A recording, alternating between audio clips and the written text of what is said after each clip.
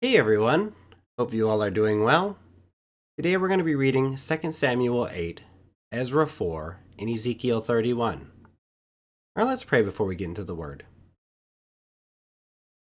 Dear Heavenly Father, thank you so much for giving us this day that we might spend with you and get to know you a little bit more. Thank you so much for all the blessings that you've poured out on us that we don't deserve and allowing us to build a relationship with you. Please guide us with your Holy Spirit to open up our hearts and our minds to anything you would have us to know in your word today. Please forgive us of our sins and lead us away from temptation, that we might be more like you and glorify you in your kingdom. In Jesus' name we pray. Amen. All right, let's get started.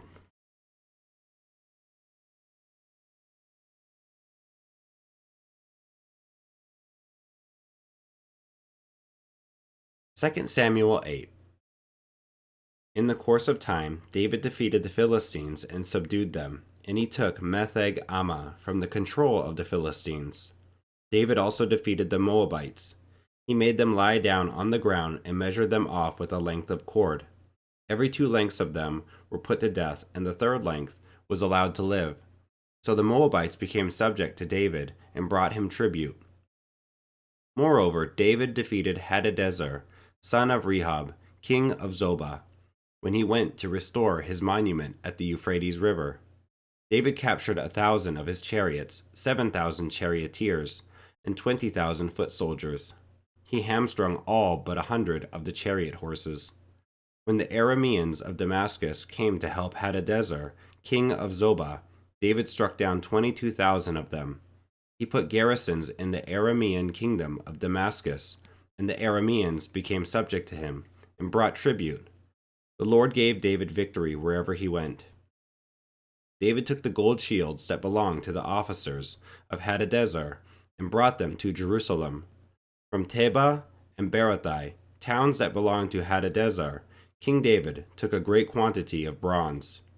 When Tou, king of Hamath, heard that David had defeated the entire army of Hadadezer, he sent his son, Joram, to King David to greet him and congratulate him on his victory in battle over Hadadezer, who had been at war with Tou. Joram brought with him articles of silver, of gold, and of bronze.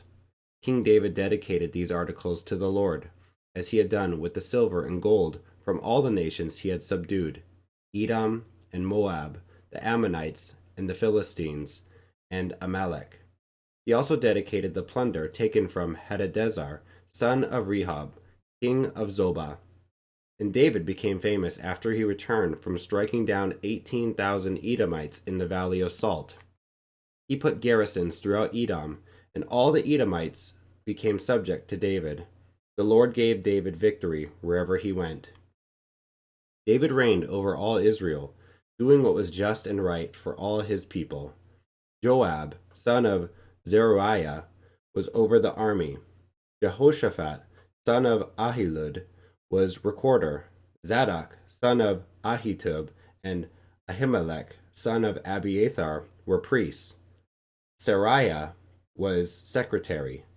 Benaiah, son of Jehoiada, was over the Kerethites and Pelethites, and David's sons were priests.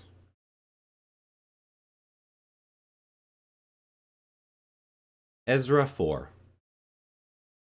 When the enemies of Judah and Benjamin heard that the exiles were building a temple for the Lord, the God of Israel, they came to Zerubbabel and to the heads of the families and said, "Let us help you build, because, like you, we seek your God and have been sacrificing to him since the time of Esarhaddon, king of Assyria, who brought us here." But Zerubbabel, Joshua, and the rest of the heads of the families of Israel answered, "You have no part with us in building a temple to our God. We alone will build it for the Lord, the God of Israel, as King Cyrus, the king of Persia, commanded us." Then the peoples around them set out to discourage the people of Judah and make them afraid to go on building.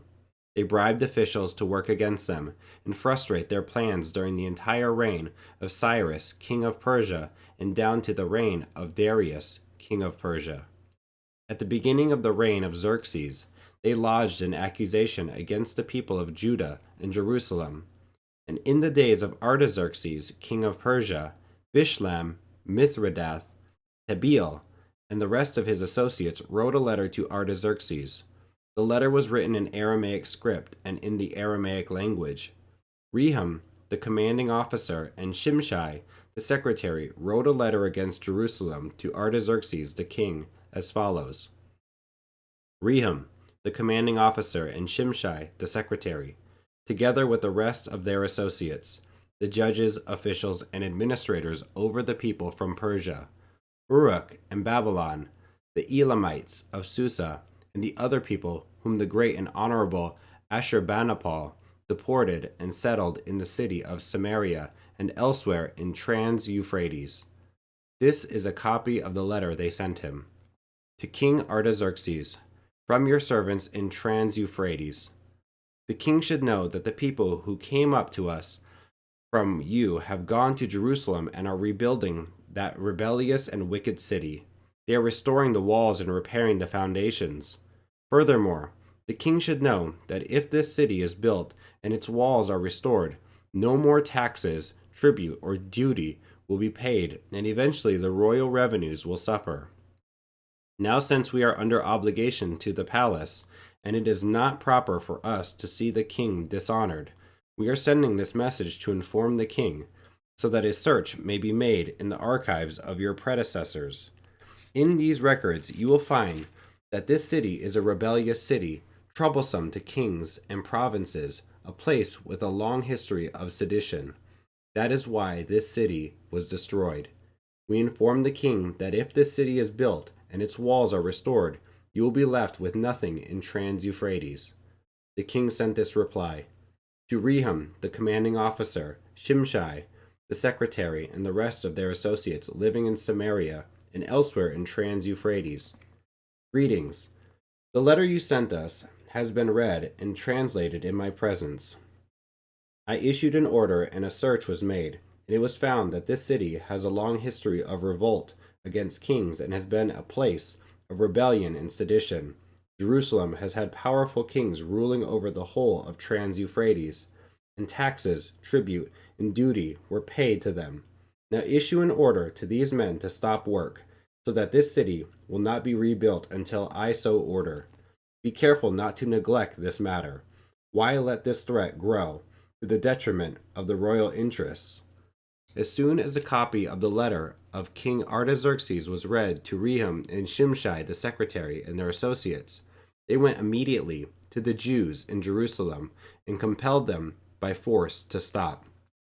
Thus the work on the house of God in Jerusalem came to a standstill until the second year of the reign of Darius, king of Persia.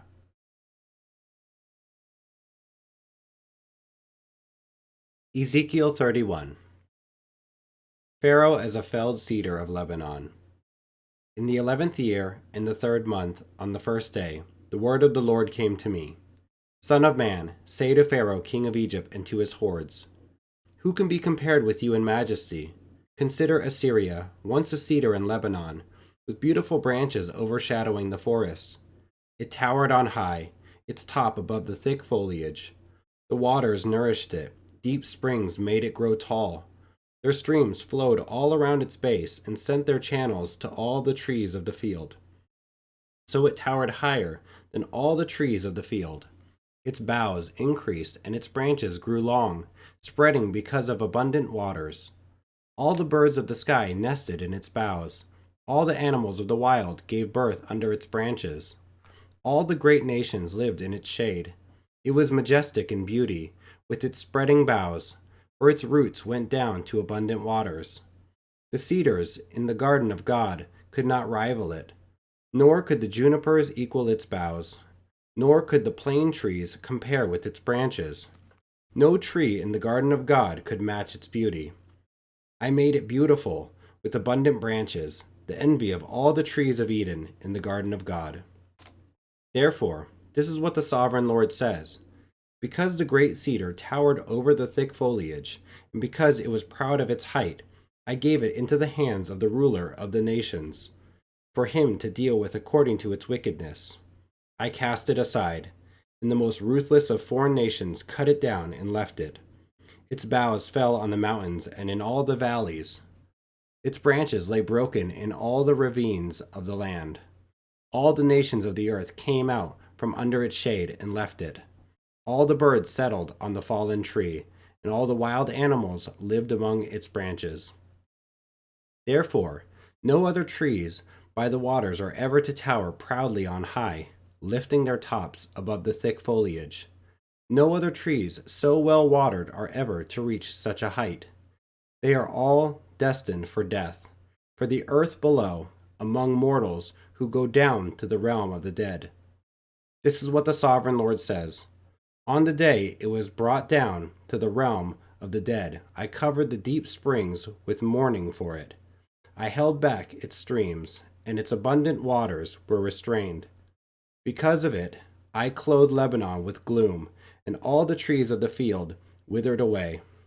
I made the nations tremble at the sound of its fall, when I brought it down to the realm of the dead, to be with those who go down to the pit. Then all the trees of Eden, the choicest and best of Lebanon, the well-watered trees, were consoled in the earth below. They too, like the great cedar, had gone down to the realm of the dead, to those killed by the sword, along with the armed men who lived in its shade among the nations. Which of the trees of Eden can be compared with you in splendor and majesty? Yet you too will be brought down with the trees of Eden to the earth below. You will lie among the uncircumcised, with those killed by the sword. This is Pharaoh and all his hordes, declares the sovereign Lord. Thanks for joining and listening today. If you have any questions, leave them down here in the comments section, and I'll be making some videos where I go through some of those questions, show you some of the questions that I had, and maybe we can find some answers or even dive into it together. Thanks, guys. Hit the like and subscribe, and come back for more. All right, guys, take it easy. Bye. God bless.